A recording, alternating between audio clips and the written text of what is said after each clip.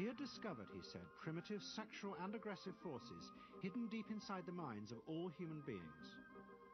Forces which, if not controlled, led individuals and societies to chaos and destruction.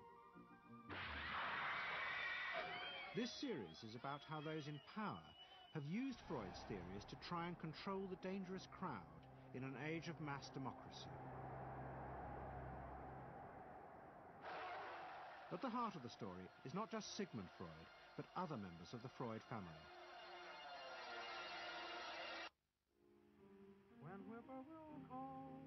This episode is about Freud's American nephew, Edward Bernays. Bernays is almost completely unknown today, but his influence on the 20th century was nearly as great as his uncle's. Because Bernays was the first person to take Freud's ideas about human beings and use them to manipulate the masses.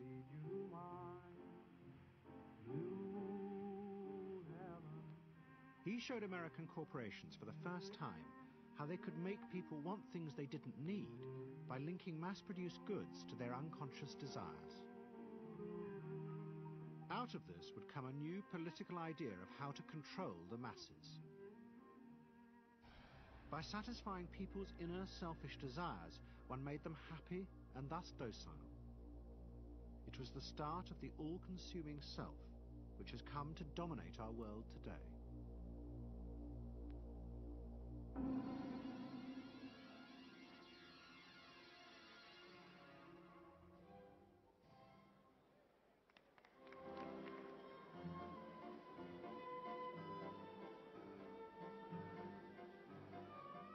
Freud's ideas about how the human mind works have now become an accepted part of society, as have psychoanalysts. Every year, the Psychotherapist's Ball is held in a grand palace in Vienna. This is the psychotherapy ball.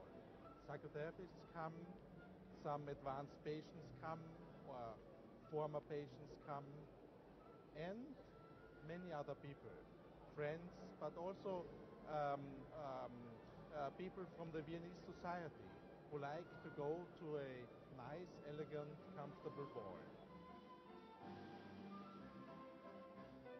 But it was not always so. 100 years ago, Freud's ideas were hated by Viennese society. At that time, Vienna was the centre of a vast empire ruling Central Europe. And to the powerful nobility of the Habsburg court, Freud's ideas were not only embarrassing, but the very idea of examining and analysing one's inner feelings was a threat to their absolute control. You see, at that time, these people had the power. And of course, you just were not allowed to show your bloody feelings. I mean, you just couldn't. You know, I mean, you couldn't, if you were unhappy. Can you imagine, for instance, you sit somewhere in the country in a castle, you are deeply unhappy, you are a woman. You couldn't go to your maid and cry on her shoulders, or you couldn't go into the village and complain, you know, about your feelings. I mean, you couldn't, it was like selling yourself to somebody. You just couldn't. You know? Because they had to respect you. Now, of course, Freud, you see, put that thought very much into question, because you see, to examine yourself, you would have to put a lot of other things into question. Your society, everything what surrounds you. And that wasn't a good thing at that time. Why not? Because your self-created empire, to a certain extent, would have fallen into bits much earlier already. But what frightened the rulers of the empire even more was Freud's idea that hidden inside all human beings were dangerous instinctual drives. Freud had devised a method he called psychoanalysis. By analysing dreams and free association, he had unearthed, he said, powerful sexual and aggressive forces which were the remnants of our animal past. Feelings we repressed because they were too dangerous. Freud devised a method for exploring a hidden part of the mind, which we nowadays call the unconscious, which a part that is totally unknown to our consciousness, that there exists a barrier in all our minds which prevents these hidden and unwelcome impulses of the unconscious from emerging. Good night.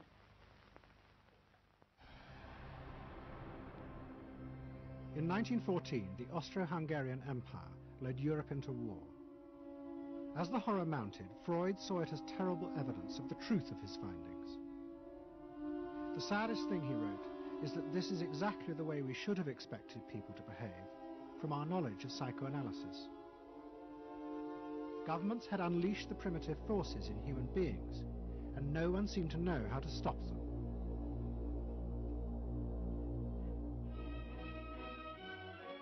At that time, Freud's young nephew, Edward Bernays, was working as a press agent in America. His main client was the world-famous opera singer Caruso, who was touring the United States.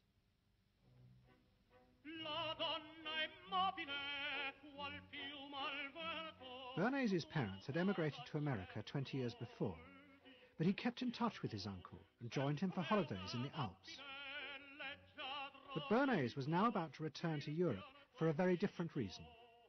On the night that Caruso opened in Toledo, Ohio, America announced it was entering the war against Germany and Austria. As a part of the war effort, the US government set up a Committee on Public Information, and Bernays was employed to promote America's war aims in the press. The President, Woodrow Wilson, had announced that the United States would fight not to restore the old empires, but to bring democracy to all of Europe. And Bernays proved extremely skillful in promoting this idea, both at home and abroad. And at the end of the war, he was asked to accompany the President to the Paris Peace Conference. Then, to my surprise, they asked me to go over with Woodrow Wilson to the peace conference. And at the age of 26, I was in Paris for the entire time of the peace conference that was held in the suburb of Paris, and we worked to make the world safe for democracy. That was a big slogan. Wilson's reception in Paris astounded Bernays and the other American propagandists. Their propaganda had portrayed Wilson as a liberator of the people, a man who would create a new world in which the individual would be free. They had made him a hero of the masses. And as he watched the crowds surge around Wilson, Bernays began to wonder whether it would be possible to do the same type of mass persuasion, but in peacetime. When I came back to the United States, I decided that if you could use propaganda for war, you could certainly use it for peace. And propaganda got to be a bad word because of the Germans using it. So what I did was to try to find some other words. So we found the word Council on Public Relations. Bernays returned to New York and set up as a public relations counsel in a small office off Broadway. It was the first time the term had ever been used. Since the end of the 19th century, America had become a mass industrial society, with millions clustered together in the cities. Bernays was determined to find a way to manage and alter the way these new crowds thought and felt. To do this, he turned to the writings of his uncle Sigmund. While in Paris, Bernays had sent his uncle a gift of some Havana cigars. In return, Freud had sent him a copy of his General Introduction to Psychoanalysis. Bernays read it, and the picture of hidden irrational forces inside human beings fascinated him. He wondered whether he might make money by manipulating the unconscious. What Eddie got from Freud was indeed this idea that there is a lot more going on in human decision-making, not only among individuals, but even more importantly among groups, than this idea that information drives behavior. And so Eddie began to formulate this idea that you had to look at things that would play to people's irrational emotions. And you see, that moved Eddie immediately into a different category from other people in his field and most government officials and managers of the day who thought if you just hit people with all this factual information, they would look at that and say, oh, of course. And Eddie knew that was not the way the world worked. Bernays set out to experiment with the minds of the popular classes. His most dramatic experiment was to persuade women to smoke. At that time, there was a taboo against women smoking, and one of his early clients, George Hill, the president of the American Tobacco Corporation, asked Bernays to find a way of breaking it. He said, we're losing half of our market because men have invoked a taboo against women smoking in public. Can you do anything about that? I said, let me think about it. And then I said, have I your permission to see a psychoanalyst to find out what cigarettes mean to women? He said, what'll it cost? So I called up Dr. Brill, A.A. Brill, who was a leading psychoanalyst in New York at that time. How come you didn't call your uncle? Why didn't you call your uncle? Because he was in Vienna. A.A. Brill was one of the first psychoanalysts in America. And for a large fee, he told Bernays that cigarettes were a symbol of the penis and of male sexual power. He told Bernays that if he could find a way to connect cigarettes with the idea of challenging male power, then women would smoke, because then they would have their own penises. Every year, New York held an Easter Day parade to which thousands came, and Bernays decided to stage an event there. He persuaded a group of rich debutantes to hide cigarettes under their clothes. Then they should join the parade, and at a given signal from him, they were to light up the cigarettes dramatically. Bernays then informed the press that he had heard that a group of suffragettes were preparing to protest by lighting up what they called torches of freedom. He knew this would be an outcry, and he knew that all of the photographers would be there to capture this moment.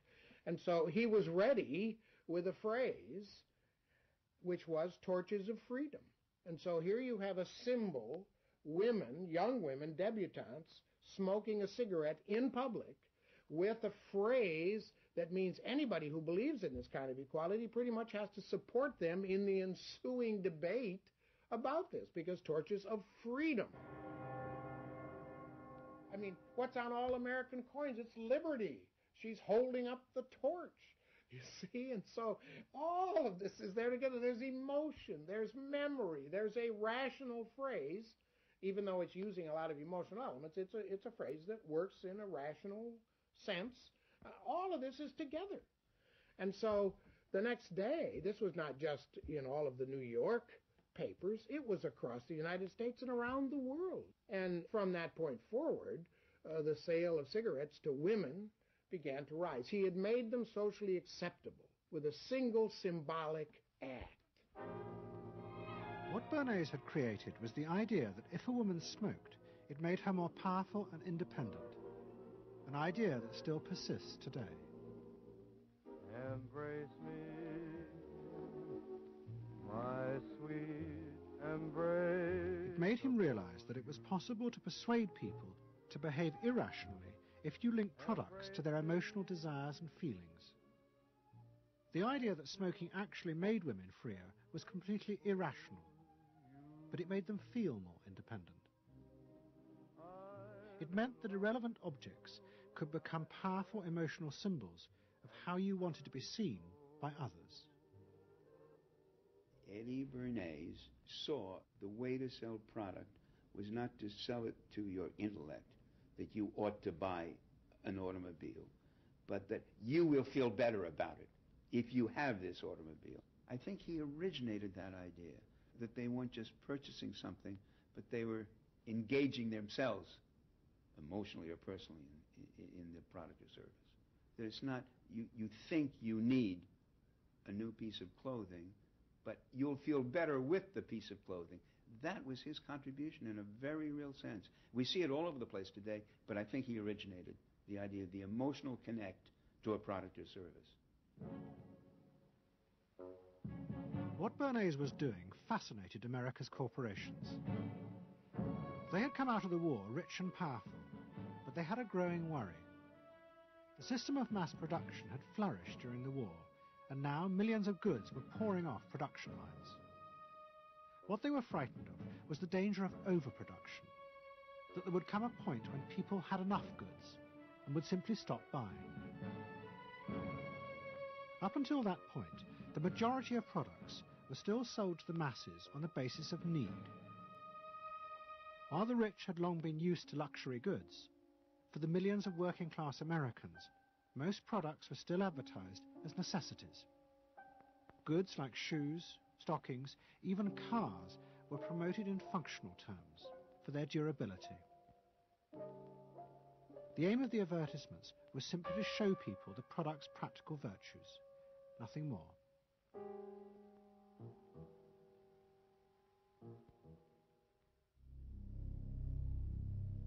What the corporations realized they had to do was transform the way the majority of Americans thought about products.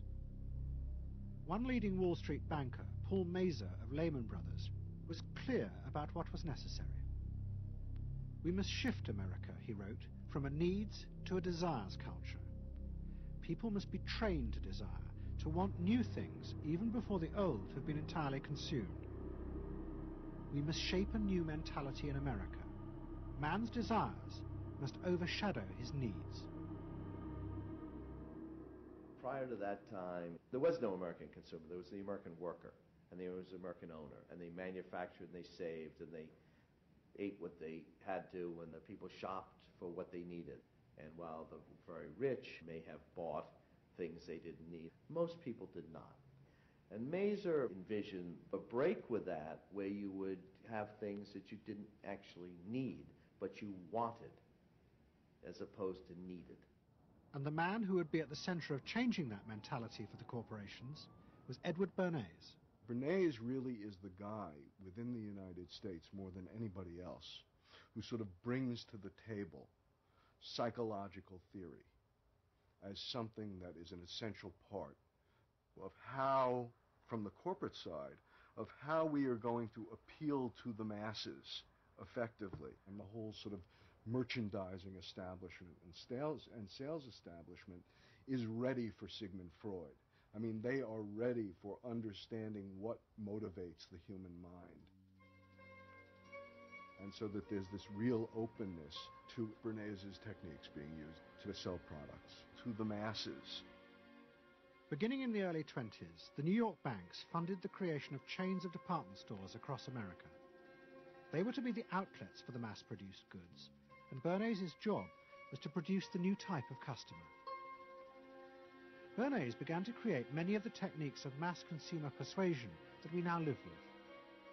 He was employed by William Randolph Hearst to promote his new women's magazines, and Bernays glamorized them by placing articles and advertisements that linked products made by others of his clients to famous film stars like Clara Bow, who was also his client. Bernays also began the practice of product placement in the movies, and he dressed the stars at the film's premieres with clothes and jewelry from other firms he represented. He was, he claimed, the first person to tell car companies they could sell cars as symbols of male sexuality.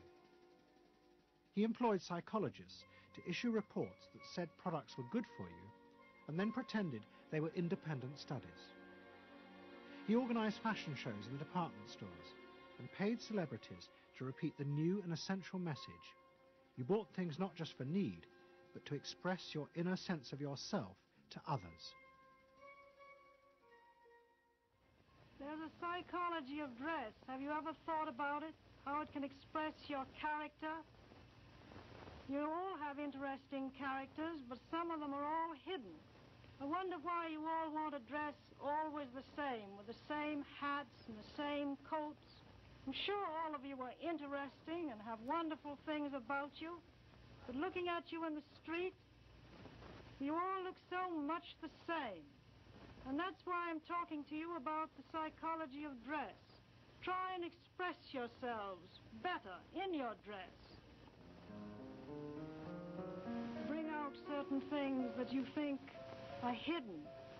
I wonder if you've thought of this angle of your personality. I'd like to ask you some questions. Why do you like short skirts? because there's more to see. More to see, eh? What good does that do you? What's in my hands? It makes you more attractive. No? In 1927, an American journalist wrote, "A change has come over our democracy. It is called consumptionism. The American citizen's first importance to his country is now no longer that of citizen, but that of consumer." The growing wave of consumerism helped in turn to create a stock market boom. And yet again, Edward Bernays became involved, promoting the novel idea that ordinary people should buy shares, borrowing money from banks he also represented. And yet again, millions followed his advice. He was uniquely knowledgeable about how people in large numbers are going to react to products and ideas and so on. But in political terms, if he were to go out, so I can't imagine that he could get 3 people to stand and listen. Wasn't particularly articulate, was kind of funny looking, and didn't have any sense of reaching out for people one-on-one. None at all. He didn't think about people in groups of one, thought about people in groups of thousands. So I would have nothing to do with it. Hello?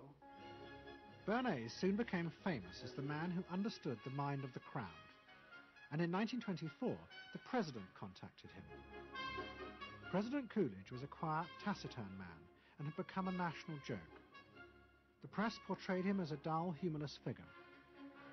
Bernays' solution was to do exactly the same as he had done with products.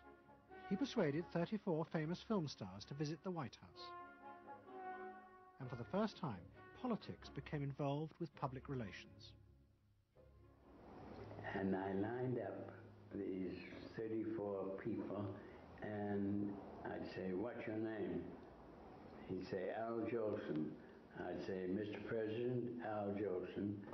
Next day, every newspaper in the United States had a front page story. President Coolidge entertains actors at White House.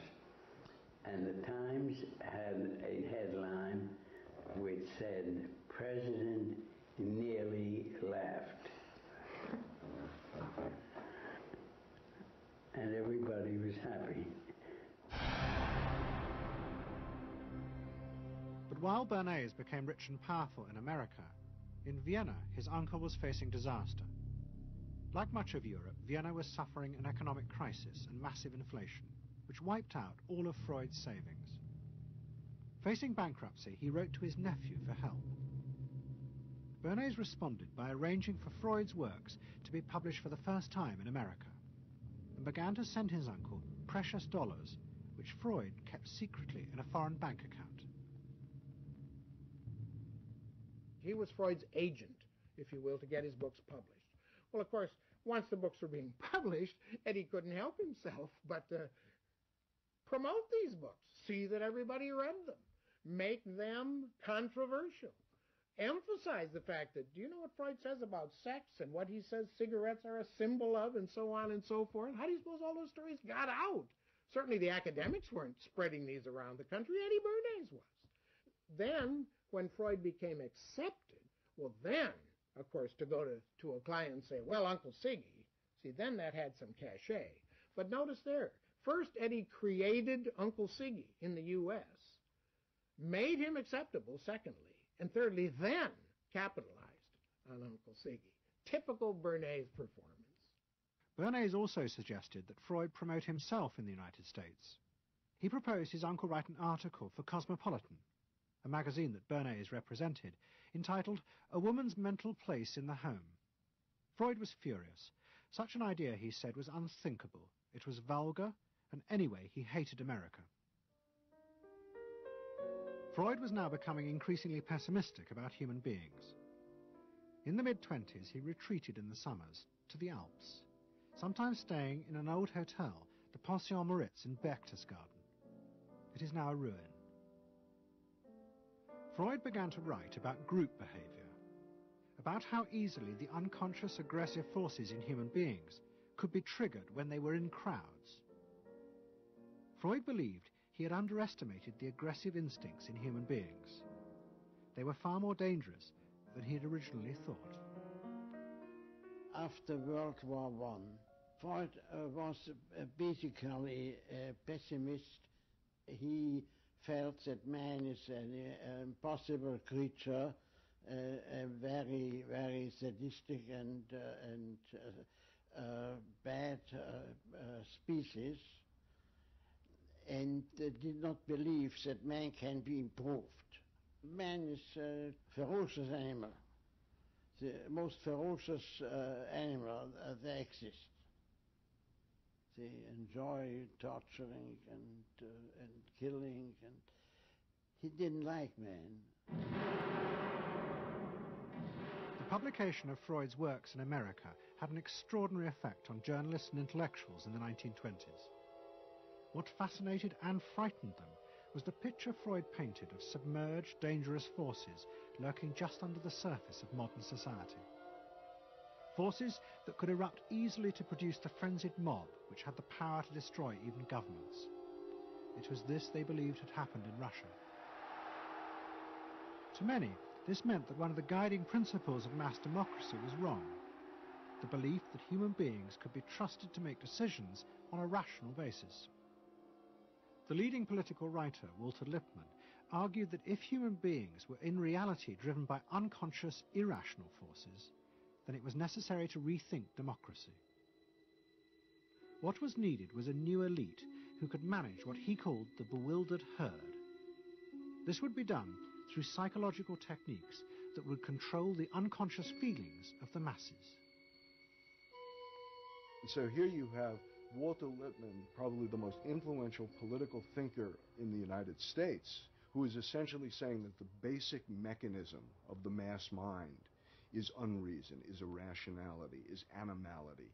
He believes that the mob in the street, which is how he sees ordinary people, are people who are driven not by their minds but by their spinal cords.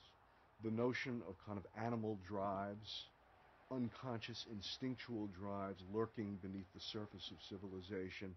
And so they started looking towards psychological science as a way of understanding the mechanisms by which the popular mind works, specifically with the goal of figuring out how to understand how to apply those mechanisms to strategies for social control.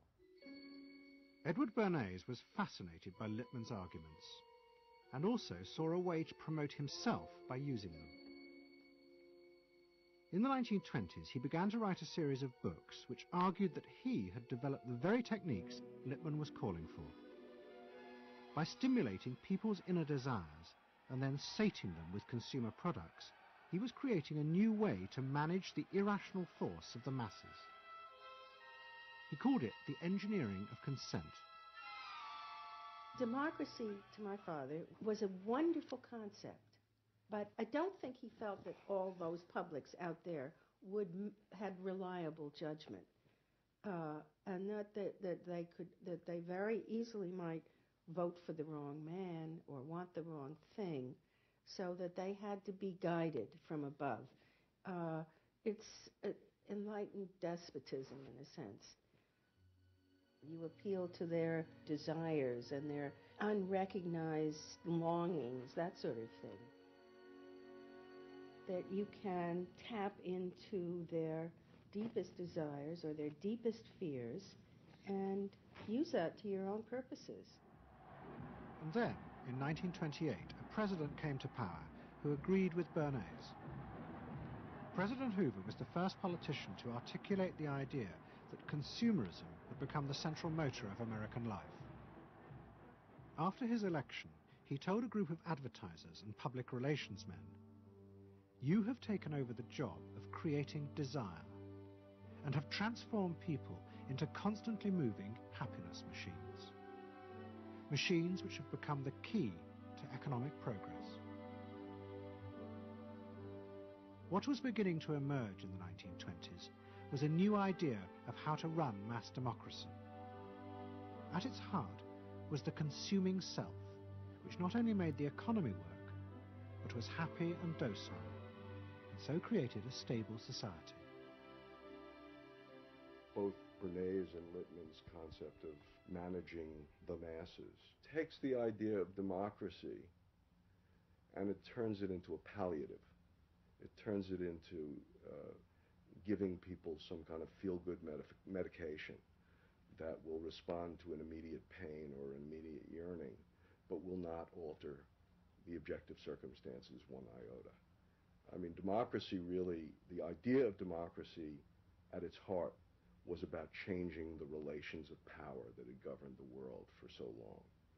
And Bernays' concept of democracy was one of maintaining the relations of power, even if it meant that one needed to sort of stimulate the psychological lives of the public. And in fact, in his mind, that was what was necessary. That if you can keep stimulating the irrational self, then leadership can basically go on doing what it wants to do. Bernays now became one of the central figures in a business elite that dominated American society and politics in the 1920s. He also became extremely rich and lived in a suite of rooms in one of New York's most expensive hotels, where he gave frequent parties. Oh my goodness. He had a home in the corner suite of the Sherry Netherland Hotel. And here's this wonderful suite with all these windows looking out on Central Park and across at the plaza and on the square. And he would use this place to hold a soiree. The mayor would come. All the media leaders would come, the political leaders, the business leaders, the people in the arts. I mean, it was a who's who. People wanted to know Eddie Bernays because, you know, he himself became a sort of a famous man, a sort of a magician who could make these things happen. He knows everybody. He knows the mayor and he knows the senator, and he calls politicians on the telephone as if he did get literally a high or a bang out of doing what he did. And that's fine, but it can be a little hard on the people around you, especially when you make other people feel stupid. People who worked for him were stupid, and children were stupid, and if people did things in a way that he wouldn't have done them, they were stupid. It was a word that he used over and over and over, dope and stupid. And the masses? They were stupid.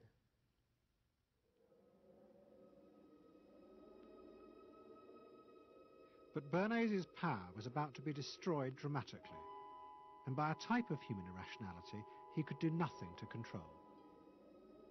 At the end of October 1929, Bernays organized a huge national event to celebrate the 50th anniversary of the invention of the light bulb. President Hoover, the leaders of major corporations, and bankers like John D. Rockefeller were all summoned by Bernays to celebrate the power of American business. But even as they gathered, news came through that shares on the New York Stock Exchange were beginning to fall catastrophically.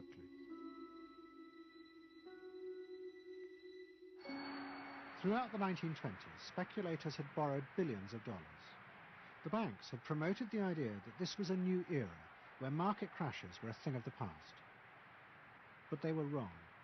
What was about to happen was the biggest stock market crash in history.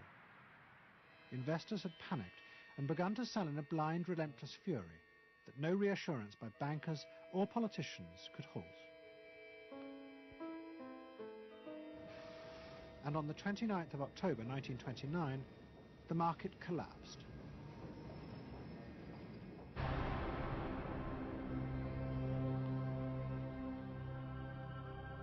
The effect of the crash on the American economy was disastrous. Faced with recession and unemployment, millions of American workers stopped buying goods they didn't need. The consumer boom that Bernays had done so much to engineer disappeared, and he and the profession of public relations fell from favor. Bernays' brief moment of power seemed to be over.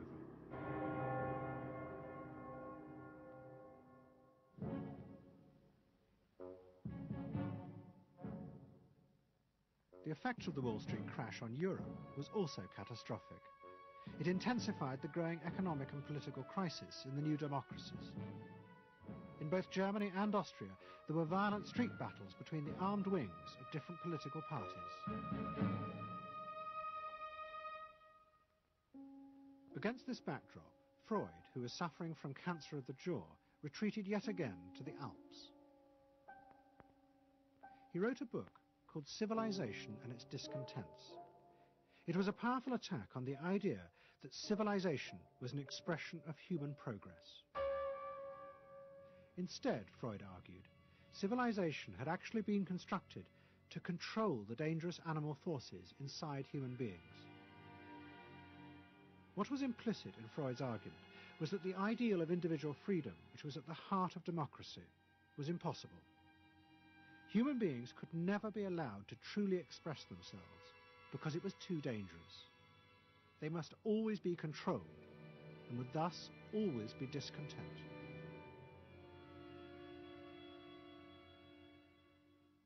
Man doesn't want to be civilized, and he is, civilization brings discontent, but it's necessary to survive. Otherwise he couldn't survive.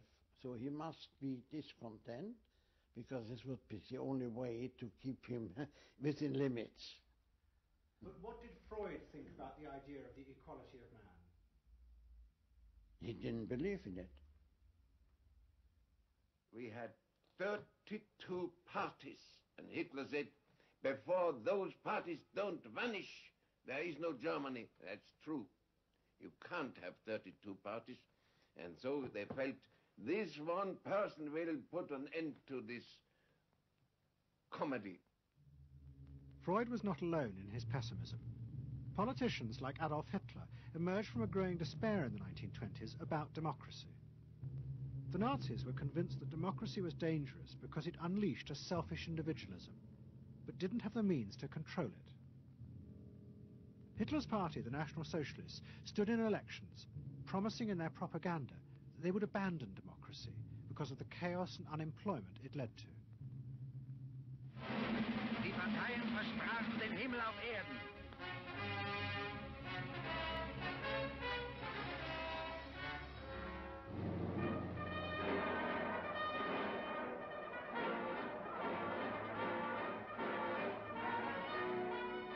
In March 1933, the National Socialists were elected to power in Germany, and they set out to create a society that would control human beings in a different way. One of their first acts was to take control of business. The planning of production would in future be done by the state. The free market was too unstable, as the crash in America had proved. Workers' leisure time was also planned by the state through a new organization called Strength Through Joy. One of its mottos was service, not self.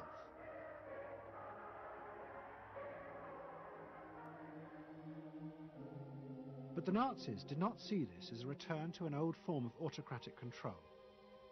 It was a new alternative to democracy, in which the feelings and the desires of the masses would still be central, but they would be channeled in such a way as to bind the nation together.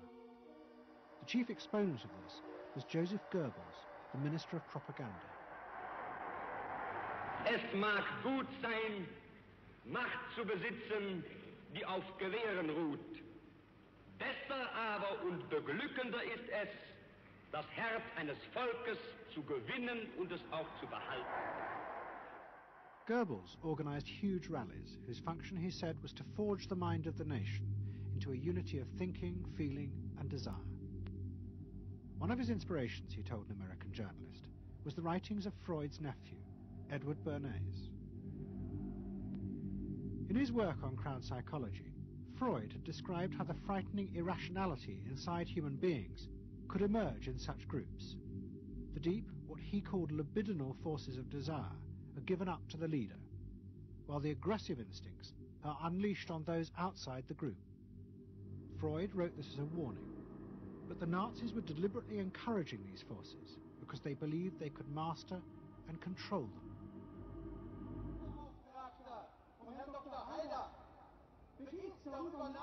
Well, Freud was saying that masses are bound by libidinal forces. They love each other and delegate their ideas and their feelings to the chap on top. What are libidinal forces? What are libidinal forces? Well, forces of love. Not hate. No. Hate is delegated to the others outside.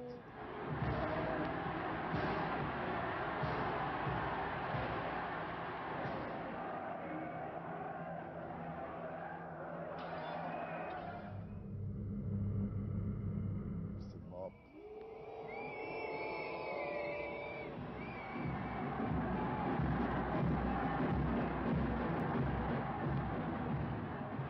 I could see from afar, looking up Wilhelmstraße towards Unter den Linden, how those 100,000 of people, when they passed Hitler, they just became completely delirious.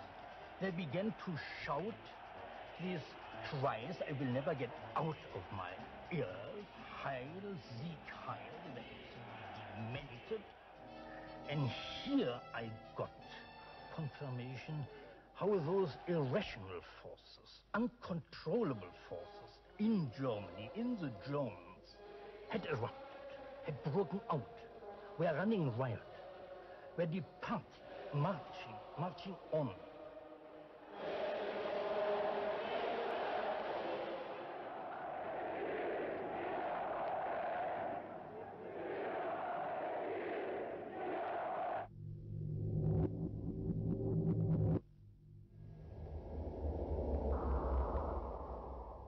And in America too, democracy was under threat from the force of the angry mob.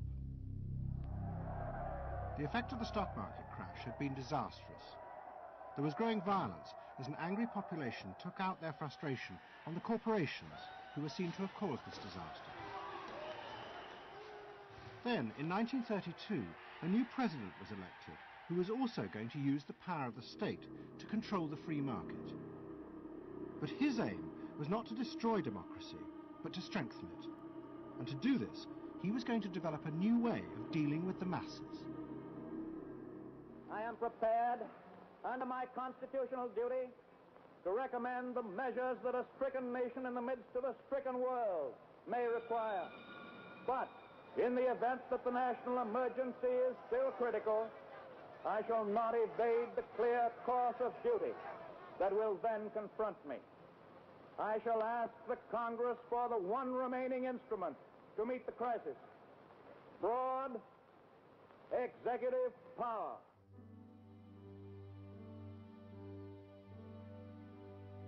It was the start of what would become known as the New Deal. Roosevelt assembled a group of young technocrats and planners in Washington. He told them that their job was to plan and run giant new industrial projects for the good of the nation. Roosevelt was convinced that the stock market crash had shown that laissez-faire capitalism could no longer run modern industrial economies. It had become the job of government. Big business was horrified, but the New Deal attracted the admiration of the Nazis, especially Joseph Goebbels. Wir betrachten die wirtschaftliche Entwicklung in Amerika mit dem allergrößten positiven Interesse. Und wir sind dort der festen Überzeugung, dass Präsident Roosevelt und seine Berater auf dem richtigen Wege sind. Es handelt sich in der Tat um das größte wirtschaftliche und soziale Problem aller Zeiten. Die vielen Millionen Arbeitslosen, die ihre Plätze an den Maschinen und in den Kontoren verloren haben, wieder an ihre alten Arbeitsstellen zurückzuführen. Das kann nicht allein der privaten Initiative überlassen werden. Ausschlaggebend ist, dass die öffentliche Hand mit positiven Maßnahmen eingreift. But although Roosevelt, like the Nazis, was trying to organize society in a different way, unlike the Nazis, he believed that human beings were rational and could be trusted to take an active part in government. Roosevelt believed it was possible to explain his policies to ordinary Americans and take into account their opinions. To do this, he was helped by the new ideas of an American social scientist called George Gallup. Favorite reading of New Deal Washington, the survey of U.S. public opinion. From offices at Princeton, New Jersey, a famed statistician, Dr. George Gallup, tells Washington from week to week what the nation is thinking. And in New York, Fortune magazine's analyst, Elmo Roper, compiles for publication a continuous record of the nation's approval or disapproval of how the country is being run. Gallup and Roper rejected Bernays' view that human beings were at the mercy of unconscious forces and so needed to be controlled. Their system of opinion polling was based on the idea that people could be trusted to know what they wanted. They argued that one could measure and predict the opinions and behaviour of the public if one asked strictly factual questions and avoided manipulating their emotions. Well, how about this one? Do you think Franklin D. Roosevelt's New Deal has been bad for the nation in general? No, that question's loaded. It automatically suggests an answer. Well, how about this? Is your present feeling toward President Roosevelt one of general approval or general disapproval? That's better. Prior to scientific polling, the view of many people was that you couldn't trust public opinion. It was irrational, that it was ill-informed, chaotic, unruly, and so forth. And so that opinion should be dismissed. But with scientific polling, I think it established very clearly that people are rational, that they do make good decisions, and this offers democracy a chance to be truly informed by the public, giving everybody a voice in the way the country is run. I know my father wouldn't necessarily say the voice of the public is the voice of God, but he did feel very much that the voice of the people is a rational voice and should be heard. What Roosevelt was doing was forging a new connection between the masses and politicians. No longer were they irrational consumers who were managed by sating their desires. Instead, they were sensible citizens who could take part in the governing of the country. In 1936, Roosevelt stood for re-election. He promised further control over big business. To the corporations, it was the beginning of a dictatorship.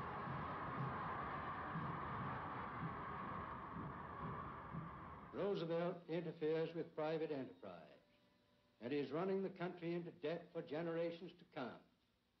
The way to get recovery is to let business alone. But Roosevelt was triumphantly re-elected. It looks, my friends, like a real landslide this time. So please let me thank you again and tell you that I hope to see you all very soon and bid you an affectionate good night. Faced with this, business now decided to fight back, to regain power in America. At the heart of the battle would be Edward Bernays and the profession he had invented, public relations. Following that election, business people start to get together and start to carry on discussions, primarily in private, and they start talking to each other about the need to sort of carry on ideological warfare against the New Deal and to sort of reassert the sort of connectedness between the idea of democracy on the one hand and the idea of privately owned business on the other. And so, under the umbrella of an organization which still exists, which is called the National Association of Manufacturers, and whose membership included all of the major corporations of the United States, a campaign is launched explicitly designed to create emotional attachments between the public and big business. It's Bernays' techniques being used on a grand scale. I mean, totally.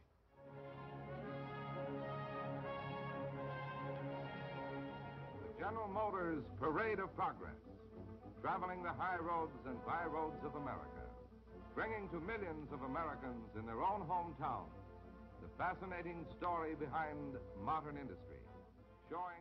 The campaign set out to show dramatically that it was business, not politicians, who had created modern America. A better mode of living for all of us. Bernays was an advisor to General Motors, but he was no longer alone. The industry he had founded now flourished as hundreds of public relations advisors organized a vast campaign. They not only used advertisements and billboards, but managed to insinuate their message into the editorial pages of the newspapers. It became a bitter fight. In response to the campaign, the government made films that warned of the unscrupulous manipulation of the press by big business. And the central villain was the new figure of the public relations man. they tried to achieve their ends by working entirely behind the scenes, corrupting and deceiving the public. The aims of such groups may be either good or bad, so far as the public interest is concerned, but their methods are a grave danger to democratic institutions. The films also showed how the responsible citizen could monitor the press themselves. They could create a chart that analysed the reporting for signs of hidden bias. But such earnest instruction was to be no match for the powerful imagination of Edward Bernays. He was about to help create a vision of the utopia that free market capitalism would build in America if it was unleashed.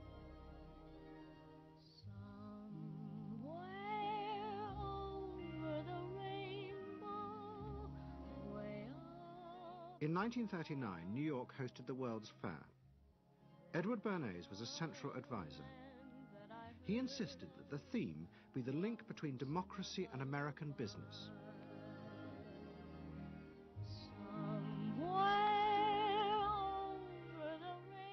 At the heart of the fair was a giant white dome that Bernays named Democracity. And the central exhibit was a vast working model of America's future, constructed by the General Motors Corporation. To my father, the World's Fair was an opportunity to keep the status quo, that is, capitalism, in a democracy. Democracy and capitalism, that marriage, right, linking, just like that. He did that by manipulating people and getting them to think that you couldn't have real democracy in anything but a capitalist society, which was capable of doing anything, of creating these wonderful highways, of making, moving pictures inside everybody's house, of telephones that didn't need cords, of sleek roadsters. I mean, it was consumerist, but at the same time, you inferred that in a funny way, democracy and capitalism went together. The World's Fair was an extraordinary success and captured America's imagination. The vision it portrayed was of a new form of democracy, in which business responded to people's innermost desires in a way politicians could never do.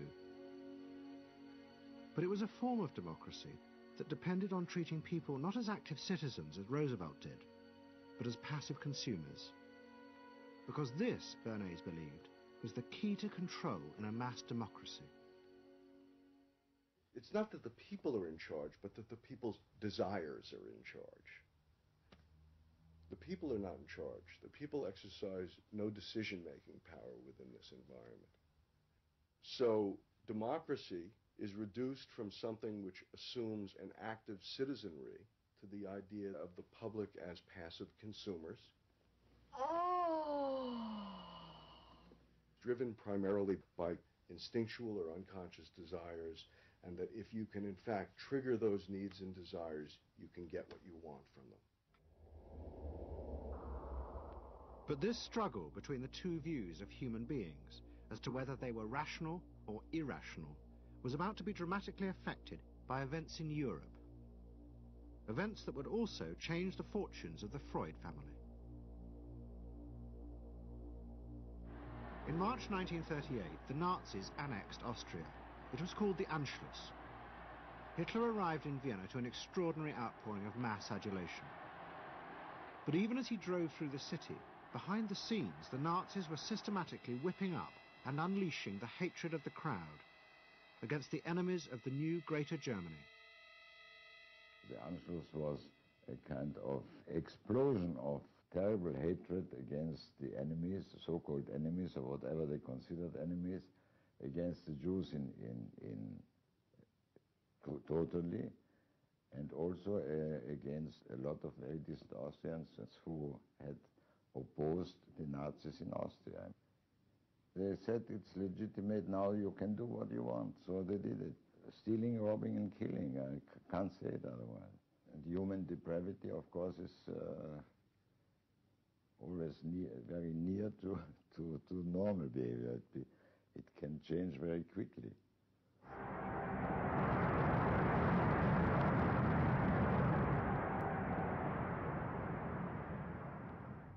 As the violence and assassinations raged in Vienna, Freud decided he had to leave.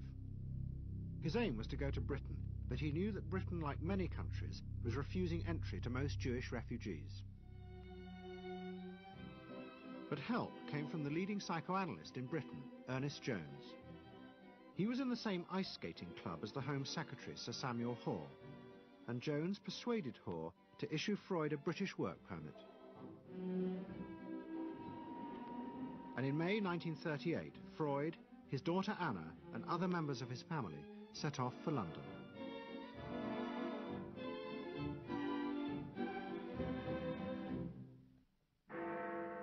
Freud arrived in London as Britain was preparing for war, and he settled with his daughter Anna in a house in Hampstead. But Freud's cancer was now far advanced, and in September 1939, just 3 weeks after the outbreak of war, he died.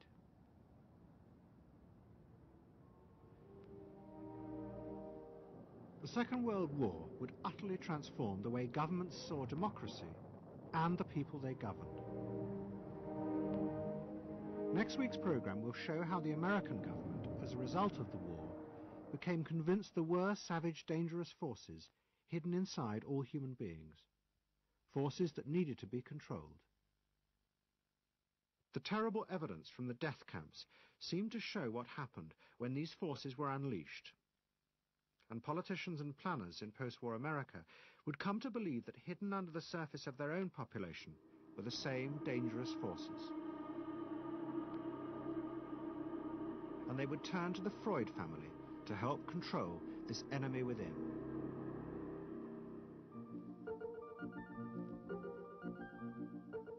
And ever adaptable, Edward Bernays would work not just for the American government, but the CIA. And Sigmund Freud's daughter Anna would also become powerful in the United States, because she believed that people could be taught to control the irrational forces within them. Out of this would come vast government programs to manage the inner psychological life of the masses.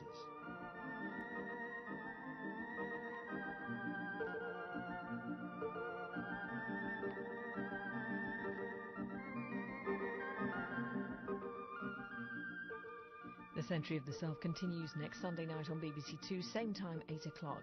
Tonight, the final part of SAS, next.